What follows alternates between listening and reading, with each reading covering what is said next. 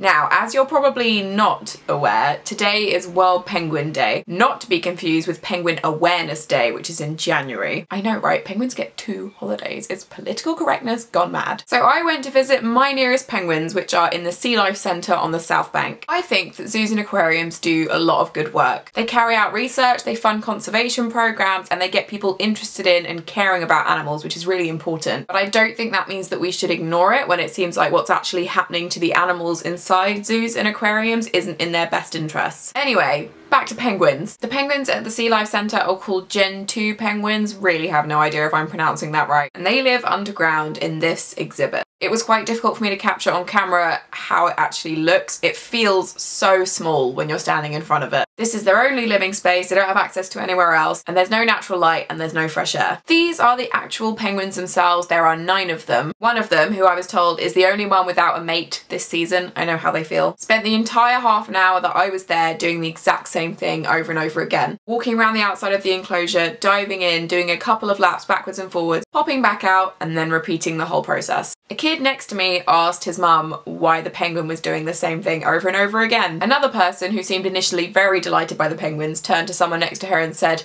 "Isn't it a bit small for them in there?" And I thought those were some pretty good questions. Sadly, I am not a penguin expert, and I assume the people that put the penguins in this exhibit are penguin experts. But I believe that it's a pretty basic and obvious thing that when you take animals that should be in the wild and you put them in enclosures, it's really important to try and replicate their natural habitat as closely as possible. Not just through things like artificial temperature control and lighting, though those are really good things, but also when it comes to things like having space and just generally maybe not living out your entire life in a small underground room where you're constantly on display and have no way to hide. Let me tell you a little bit about Gen 2 penguins based on some helpful information from National Geographic. In the wild, Gen 2 penguins are extremely fast swimmers. They can reach speeds of up to 22 miles an hour. The adults spend their entire day hunting, sometimes going as far as 16 miles away. The enclosure they're in at the Sea Life Centre is apparently approximately 85 square metres. Gen 2 penguins can dive underwater as deep as 200 metres. The enclosure at the Sea Life Centre has a depth of 3 metres. If we're going to continue keeping animals in captivity, they need better enclosures and better quality of life. We should be expecting and demanding that organisations make decisions about which animals they buy based first and foremost on animal welfare. I'm really happy that the Sea Life Centre is doing such great conservation work, but I'm really unhappy that they're keeping 9 penguins in a very small enclosure under the ground. They use the line that I've heard from so many zoos, which is that if their animals are breeding, then they must be happy. Lots of animals and birds will actually still breed under the most awful of circumstances. I really don't think that you have to choose between funding conservation and keeping happy animals in decent enclosures. There is a compromise to be had here. You should build animals and birds and fish larger, more suitable enclosures. If you can't meet that very basic requirement, you should send those animals to a facility that can. These penguins are just one tiny part of the problem. This kind of thing goes on in zoos and aquariums all across the UK and all around the world. I hope that if you choose to visit places that keep animals in captivity, you ask questions about the animal's welfare. Use your common sense to work out if an exhibit seems like a nice, humane place for an animal to live. And if you don't like what you see, you speak out.